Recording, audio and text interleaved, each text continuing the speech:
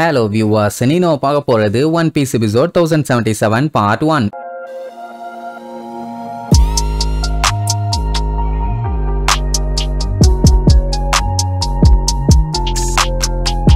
Open பண்ணா போன பாட்டுல நம்ம லூஃபி ஒரு வழியா கைடோவை பொளந்து கட்டிட்டான்ல. அதுக்கப்புறம் பாத்தீங்கன்னா கம்ப்ளீட்டா அன்கான்சியஸ் ஆயிட்டான். அவ்வளவுதான், மேல இருந்து அப்படியே மயக்கம் போட்டு கீழே விழுவான். அதே நேரம் இங்க கைடோ அவன் அடிச்ச அடியில அறையெல்லாம் பிச்சுக்கிட்டு உள்ள போயிட்டு இருக்கான். நான் கூட ஏதோ குழிக்குள்ள விழுகிறான்னு நினைச்சேன், ஆனா அப்படி இல்ல, பையன் பொளந்துக்கிட்டு உள்ள போயிருக்கான். பிக்மாமுக்கு லா ஓட்ட போட்டு யூஸ்டஸ் கிட்ட அடிச்சு உள்ள தள்ளிட்டான். கைடோவுக்கு லூஃபி அடிச்ச அடியிலேயே அவன் பிச்சுக்கிட்டு நேரா லாவாக்குள்ள போயிட்டான். இதுக்கு முன்னாடி ஸ்கல்டோம்ல நடந்த சண்டையில வின் பண்ணது யாருன்னு பாத்தீங்கன்னா கைடோ தான். ஆனா இப்போ ரிசல்ட் டோட்டலா மாறப்பட்ட லூஃபி தான் ஜெயிச்சிட்டான். நல்ல வேளை அவன் மேல இருந்து கீழே விழும்போது நம்ம யமட்டோ இருக்கான்ல, அவன் அடிச்சு புடிச்சு போய் காப்பாத்திட்டான். ஒருவேளை செத்துட்டானோன்னு பயம் அவளோட மூஞ்சில பாத்தீங்கனாலே அந்த பீதி தெரியும். ஆனா புடிச்சு காப்பாத்தினதுக்கு அப்புறம் பையன் நல்லா குருன்னு தூங்கிட்டு இருந்தவன சந்தோஷம். நல்ல வேளை பயலுக்கு எதுவும் ஆகலன்னு இவனும் ஒரு வழியா நல்லபடியா வேலையை முடிச்சிட்டான். மொமனோசுகேவும் கடைசி நிமிஷத்துல எப்படியோ தைரியத்தை வர வச்சு வேலையை முடிச்சிட்டான். இல்லன்னா மொத்தமா முடிஞ்சிருக்கும். ரெண்டு குரூப்பையுமே இப்ப உயிரோட காப்பாத்தியாச்சுல்ல. நீங்க ரெண்டு பேரும் தரமா சம்பவம் பண்ணிட்டீங்க, வேற லெவலு மாஸ் காட்டிட்டீங்கன்னு கத்திட்டு இருப்பா. கேட் வைப்பர் வந்து பார்த்துட்டு ஃப்ளவர் கேபிட்டல்ல இருக்கவங்க யாருக்கும் எதுவும் ஆகாம காப்பாத்துனதெல்லாம் ஓகே, ஆனா இங்க இருக்கவங்களையும் காப்பாத்திருக்கான்ல, நீ ஒரு சூப்பரான ஷோகன்னு நிரூபிச்சிட்டேன்னு பாராட்டி தள்ளிட்டு இருக்கும்போது அங்க ஸ்கை போட்ஸ் எல்லாம் பறந்து வந்துட்டு இருக்கத பார்த்துட்டு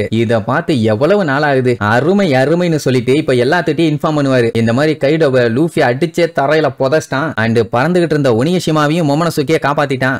அதான் ஒரு டிராகன் சுத்திட்டு இருந்துச்சு, அந்த டிராகன் தான் சொன்ன உடனே அங்க இருந்த எல்லாத்துக்குமே ஷாக்கு. அப்படின்னு அந்த பிங்க் டிராகன் தான் மொமனோசுகேவான்னு 20 வருஷத்தோட வெஞ்சன்ஸ் இப்பதான் சண்டை போட்டு ஜெயிச்சிருக்காங்க. வார்டன் இறந்ததுல இருந்து கஷ்டப்பட்டு இவ்வளவு நாளா போராடி கடைசியில அவர் ஆசைப்பட்ட மாதிரியே ஜெயிச்சு இந்த லேண்ட் ஆஃப் ஆனோவியே காப்பாத்திட்டாங்க. ஆமா, லூஃபிய மட்டும் இவங்க மீட் பண்ணாம இருந்திருந்தா என்ன ஆயிருக்கும்? கீழே கமெண்ட் பண்ணுங்க. கைடோ எல்லாத்தையும் நிக்க வச்சு கட்டையாலே அடிக்க மாட்டான். சரி, இப்ப ஜெயிச்சிட்டாங்கல்ல, அம்புட்டுவதுக்கு சந்தோஷம். இதுல என்ன ஒரு சூப்பரான மேட்டர்னா, ஒரு ஆளு கைடோவை ஜெயிக்கிறதே பெரிய கஷ்டம். இதுல ரெண்டு கடலோட எம்பரரை சேர்த்து சண்டை போட்டு ஜெயிச்சிருக்கானுங்க. அதுவும் ஆட்கள் அவ்வளவு கம்மியா இருந்துமே அவங்க யாராலையுமே நம்ப முடியல உயிரோட தான் இருக்கமான்னு. ஒரு வழியா நல்லபடியா முடிஞ்ச உடனே எல்லாத்துக்கும் அம்புட்டு ஹாப்பி. நல்ல வேலை நெருப்பு அணைச்சாங்க, இல்லன்னா அதுல சிக்கி படாத பாடு பட்டுக்கிட்டு இருக்கணும். அண்ட் உயிர் சேதம் பெருசா இல்லன்னு தான் நினைக்கிறேன். ஏன்னா அத்தனை பேருமே ஜாலியா டான்ஸ் ஆடி ஆட்டம் போட்டுட்டு இருக்காங்கன்னா இல்லன்னு தானே அர்த்தம். ஆனா எல்லாருமே அவங்கவுங்க வேலையை சிறப்பா பண்ணாங்க. யாரையுமே இதை பண்ணல அதை பண்ணலன்னு சொல்லிட்டு குறையே சொல்ல முடியாது. கரெக்ட் தானே? இல்ல யாராச்சும் பண்ணாங்களா? எனக்கு அந்த மாதிரி எதுவும் தெரிஞ்ச மாதிரி இல்ல. என்ன இந்த யோகரோ தாத்தா தான் நின்னு வேடிக்கை பார்த்துட்டு இருந்த மாதிரியே இருந்துச்சு. சரி, அவரோட வயசுக்கு மேக்ஸிமம் என்ன பண்ண முடியுமோ பண்ணிட்டாருன்னு வைங்க. மத்தபடி எல்லாருமே ஹீரோயிசம் காட்டிட்டாங்க. கில்லருக்கெல்லாம் நல்லா சாட்டிஸ்ஃபைடே ஆயிருச்சு. லாவோட ஆளுங்கெல்லாம் லாவை புடிச்சு வச்சுட்டு விடவே மாட்டாங்க. மெயினா பெப்போ. அப்புறம் இந்த அப்புவும் பாத்தீங்கன்னா உயிரோட தான் இருக்கான். என்ன இந்த மான்ஸ்டர் மண்டைய மேல விழுந்ததுனால எந்திரிக்க முடியாம அடியில மாட்டிட்டான். கைடோவை லூஃபி தோக்கடிப்பான்னு அவன் எதிர்பார்க்கவே இல்ல. இதுக்கப்புறம் இவன் வாலாட்டிக்கிட்டு யாரையும் ஏமாத்திக்கிட்டு எல்லாம் தெரிய முடியாது, வாய்ப்பே இல்ல. இங்க எல்லா இடத்துலயுமே ஒரே சந்தோஷம், கொண்டாட்டம், கோலாகலம் தான். சஞ்சீவ் பாத்தீங்கன்னா அங்க இருந்த லேடிஸ் எல்லாத்தையுமே காப்பாத்திட்டான்ல, சூப்பர். யாருக்கும் ஒரு சின்ன கீரல் கூட விழல. ரைட்டுன்னு சொல்லிட்டு சிகரெட் எடுத்து வாயில வைப்பான். வெயிட் தாறுமாறா இருக்கும். நம்ம ஒண்ணு இரும்ப வைக்கலையேன்னு தூக்கிட்டு நசுக்குனா உள்ள ஃபுல்லா தண்ணி. ஆட போங்கயான்னு புலம்பிட்டு இருப்பான். அப்படியே கட் பண்ணி சாப்பரை காட்டுறாங்க. அவன் அதுக்கு மேல அடிபட்டவங்க எல்லாத்துக்கும் கட்டு போட்டுக்கிட்டே புலம்புவான். எல்லாருமே இந்த சண்டையில அவங்க லிமிட்டை தாண்டி சண்டை போட்டிருக்காங்க. ஆனா என்கிட்ட அதுக்கான மெடிசனும் மேன் பவரும் அந்த அளவுக்கு இல்லையே, நான் என்ன பண்ணுவேன் அப்படின்னு கதறிட்டு இருப்பான். அப்போ ஒன்னு பார்த்து உசோப்பு ஒக்கிக்குவியும் கிண்ணியும் சாப்பரு காப்பாத்து, இவங்க பயங்கரமா இன்ஜூரி ஆயிருக்காங்கன்னு அவன் ஒரு சைடு புலம்பிட்டு வர,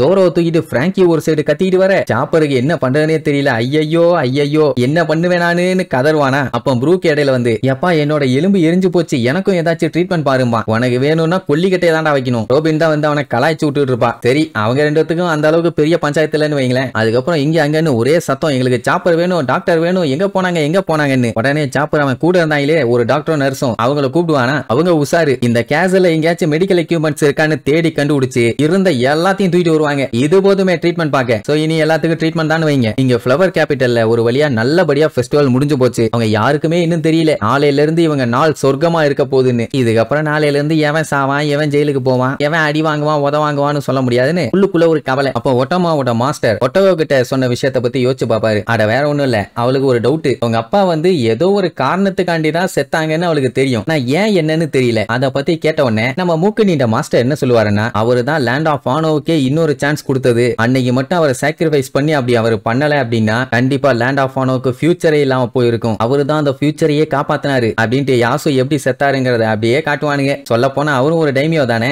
எப்படி இருந்த மனுஷன் தெரியுமா? இப்ப பஞ்சு மிட்டாய் மண்டையாங்கிறாங்க. எல்லாமே அவரோட மகளுக்காண்டி தான் நான் பண்ணியிருக்காரு. டேடி உங்களை நான் மிஸ் பண்றேன்ட்டு ரொம்ப ஃபீல் பண்ணுவா. அந்த டைம் பாத்தீங்கன்னா அவளுக்கு ஒரு சின்ன மெமரி மாதிரி என்னன்னா, சாப்பாடு இல்லாம ரொம்ப பசியில இருக்கும்போது வேற வழி இல்லாம அந்த டெவில் ஃப்ரூட்டை சாப்பிட்டுருப்பான். ஆல்ரெடி இவ சாப்பிட ட்ரை பண்ணப்பவே அவங்க டேடி வந்து இதை சாப்பிடக்கூடாதுன்னு சொல்லியிருக்காரு. ஆனா இப்ப வேற வழி இல்லாம பசியில அதை தின்னுட்டா. தின்ன உடனே என்னாச்சு, அவ்வளவுதான் சிரின்னு விடாம விழுந்து சிரிச்சுட்டு இருக்கா. ஆல்ரெடி ஊர் மக்கள்லாம் அதை தின்னுட்டு பயங்கரமா விழுந்து சிரிச்சுட்டு இருக்காங்க. இப்ப இவளும் கடைசி வரைக்கும் சிரிச்சுட்டே இருக்க போறாளோன்னு கவலை. அவ டேடி என்னால சிரிப்பை கண்ட்ரோலே பண்ண முடியல, ஏதாச்சும் பண்ணுங்கப்பா. உடனே அவன் பொண்ணுக்காண்டி அவனுமே அதை சாப்பிட்டுட்டு நீ ஒன்னும் கவலைப்படாத, நீ ஒன்னும் தப்பு பண்ணல அப்படின்னு சொல்லிட்டு ஜாலியா டான்ஸ் ஆடி காமிச்சு இவன் ஒரு நாள் லேண்ட் ஆஃப் ஆனாவோட பெஸ்ட் டான்ஸ் ஆவே அப்படிங்கிற மாதிரி நல்லா ஜாலியா பேசி சிரிச்சு வேற வழியிலேயே அப்படியே கூட்டு போவாரு. இதுல இருந்து என்ன தெரியுதுன்னா, இவளை ஹாப்பி ஆக்கிறதுக்கு அவர் என்ன வேணாலும் பண்ணுவாரு. எல்லாம் யோசிச்சு பார்த்துட்டு அவ டேடி காண்டி அந்த ஸ்கை போர்ட்ல மிஸ் யூ டேடி, அந்த டேடி இந்த டேடின்னு எழுதியிருப்பான். இப்படி எல்லாருமே அந்த போட்டை பறக்க விட்டாங்க. பார்க்க நல்லா சூப்பரா இருக்கும். இந்த மாதிரி ஃபெஸ்டிவல்லாம் இன்னும் இருக்குன்னு நினைக்கிறேன். எனக்கு எங்கேயோ டிவில பார்த்த மாதிரியும் இருக்குது,